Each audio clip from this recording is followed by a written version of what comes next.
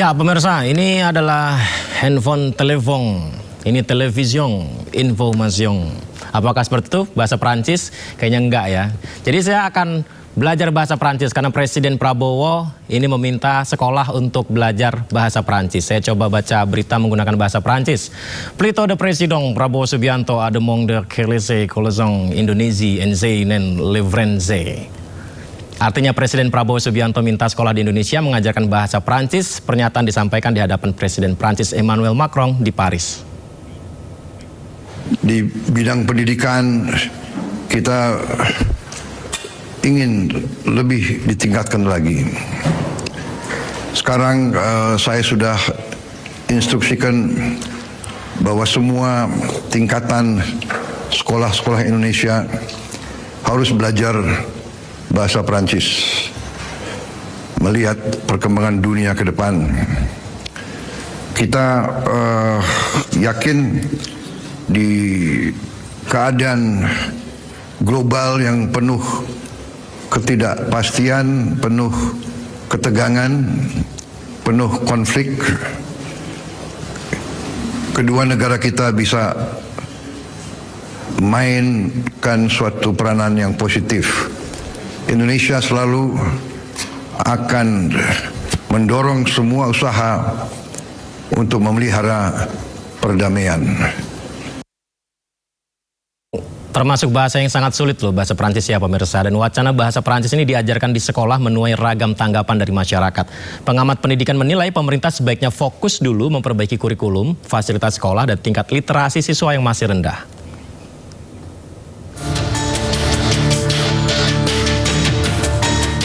Masyarakat tanggapi wacana bahasa Prancis diajarkan kepada siswa-siswi sekolah di Indonesia. Mereka menilai bahasa Inggris, Cina, dan bahasa daerah lebih penting untuk dipelajari. Apalagi kualitas pendidikan di Indonesia belum merata, sehingga masih banyak hal lain yang perlu diperbaiki lebih dulu ketimbang menambah mata pelajaran bahasa asing. Saya sih tergantung daerahnya ya.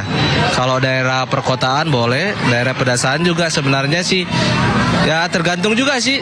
Tapi terkait kondisi kita sih kayaknya sih belum juga sih. Kenapa alasannya? Alasannya sih ada hal yang lebih penting. Kayak pendidikan karakter dan bela negara harus ditingkatkan lagi deh Kalau menurut saya kurang setuju ya, karena di Indonesia itu mayoritas kan banyak kan Chinese. Mungkin lebih baik bahasa Chinese karena kalau kelas-kelas internasional, sekolah-sekolah internasional tuh sebelumnya memang sudah banyak bahasa Chinese kalau yang internasional. Jadi mungkin lebih difokuskan kepada sekolah-sekolah yang pemerintah atau swasta lainnya. Daripada ke bahasa Perancis, kita lebih ke bahasa daerah sendiri, Kak. Saya kan kebetulan dari Cilacap, Jawa Tengah. Nah, saya itu melihat anak-anak sekarang itu di pelajaran bahasa Jawa itu mereka malah kesulitan. Padahal basically mereka tinggal di Jawa. Pengamat pendidikan Ubaid Matraji menyebut, tingkat literasi dasar anak-anak di Indonesia masih kurang. Bahkan nilai rata-rata bahasa Inggris anak-anak Indonesia pun masih buruk.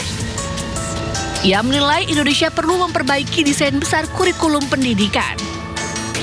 Padahal kondisi real di sekolah-sekolah kita, pelajaran bahasa Inggris saja, anak-anak jenjang SMA kita, itu dari skala 1 sampai 100. Anak-anak SMA kita itu nilainya 24. Jadi buruk sekali kemampuan bahasa Inggris anak-anak kita. Padahal mereka belajar bahasa Inggris sejak dari SD, ya, SMP. Dan SMA. Nah, ini menunjukkan buruk sekali ya soal kebijakan pendidikan kita hari ini ya. Belum lagi kalau kita lihat bahasa Indonesia saja juga masih belum mencapai target yang mestinya dicapai oleh anak-anak murid di Indonesia ya. Kemampuan literasi kita paling buruk di Asia Tenggara ya. Apalagi dibanding negara-negara di level global. Kita sangat buruk sekali gitu.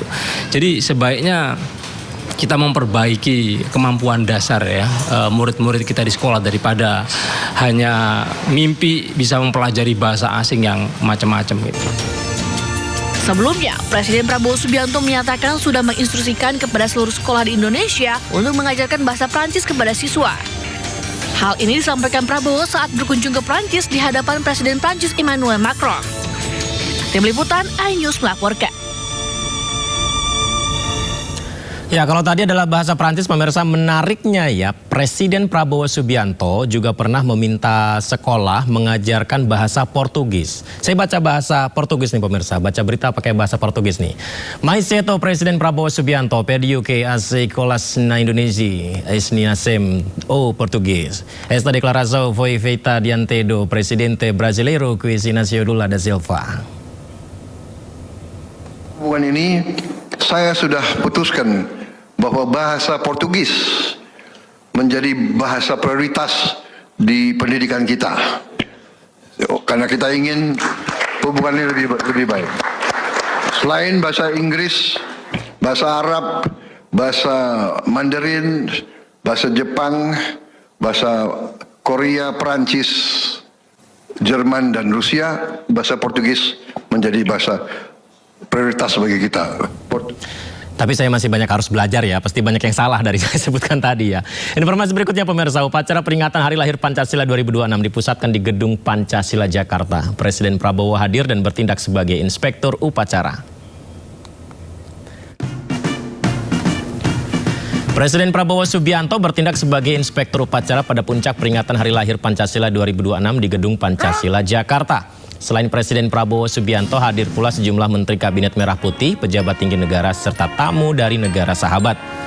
Hari Lahir Pancasila 2026 mengusung tema Pancasila Pemersatu Bangsa, Fondasi Perdamaian Dunia. Dan makna tema ini menegaskan bila nilai Pancasila relevan menjaga keutuhan bangsa sebagai jawaban terciptanya perdamaian dunia. Dalam peringatan di Gedung Pancasila, BPIP sebagai penyelenggara mengundang seluruh presiden dan wakil presiden terdahulu untuk hadir, termasuk Megawati Soekarno Putri yang merupakan Ketua Dewan Pengarah BPIP. Dalam pidatonya, Presiden Prabowo Subianto mengajak untuk selalu jujur pada diri kita sendiri. Kita harus akui kelemahan dan kesulitan yang dihadapi. Persatuan Indonesia. 4. Marilah kita selalu jujur kepada diri kita sendiri. Kita harus mengakui kelemahan-kelemahan dan kesulitan-kesulitan yang kita hadapi. Selama beberapa dasawarsa terakhir, Indonesia ekonominya memang tumbuh.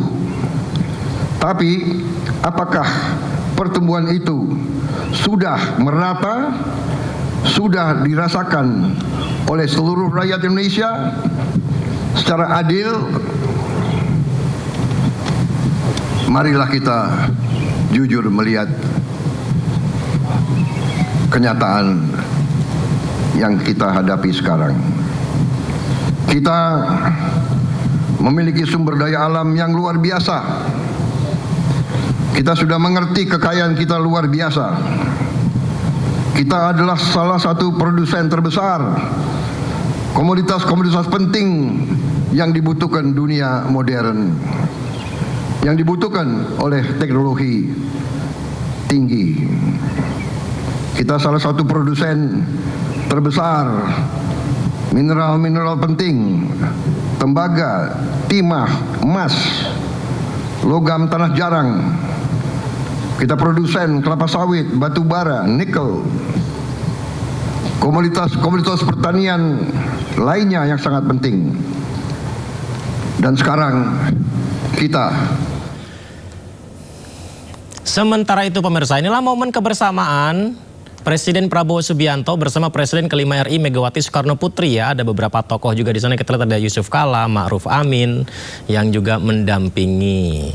Ya, momen hangat ini terjadi usai upacara peringatan Hari Lahir Pancasila di Jakarta. Presiden Prabowo Subianto menggandeng tangan Megawati menyapa siswa sekolah dasar dan keduanya menyalami serta berfoto bersama para siswa yang antusias untuk mendekat kepada Presiden Prabowo Subianto dan Ibu Megawati Soekarno Putri.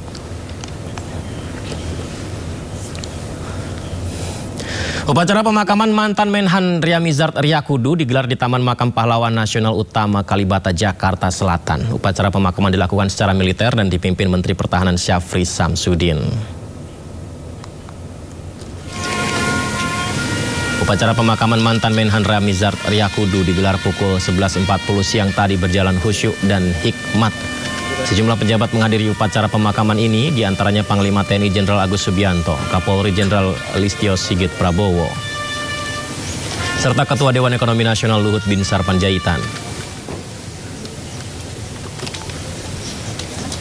Kita baru saja memakamkan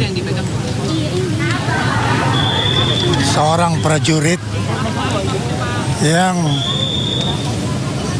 tidak menuntut balas jasa. Dia prajurit sejak pangkat muda sampai dengan tua terus di lapangan. Dia menjadi teladan bagi prajuritnya dan dia juga tidak suka kepada semua tindakan-tindakan yang ilegal. Jadi ini adalah contoh bagi prajurit TNI Angkatan Darat dan prajurit TNI bahwa keteladanan almarhum harus menjadi contoh bagi kita semuanya. Saya bersama-sama sejak muda sampai dengan pensiun sekarang tidak pernah merasakan perubahan dedikasi dan pengabdian kepada negara. Ya. Jadi negara perlu menyampaikan penghormatan kepada almarhum sebagai seorang prajurit teladan dan bisa menjadi teladan dari seluruh anggota TNI. Almarhum Jenderal TNI Purnawirawan Ryamizat Riyakudu merupakan tokoh senior di lingkungan TNI. Almarhum menghabiskan sebagian besar hidupnya untuk mengabdi di dunia militer hingga mencapai posisi strategis di tingkat nasional.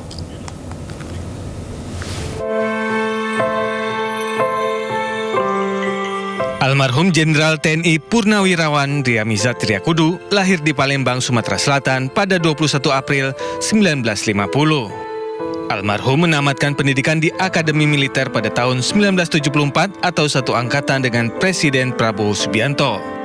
Ryamizat Riyakudu meninggalkan seorang istri dan 3 orang anak.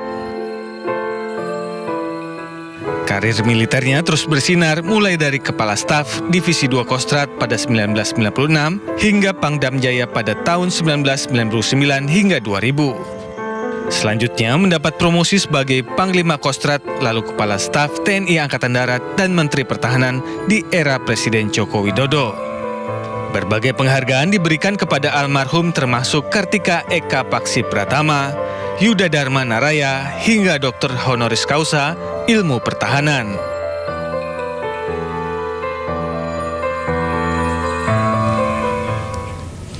Ya, pemirsa, lagu MBG Mas Bahlil Ganteng viral sampai ke Turki. Termasuk sejeda di Sindo Prime.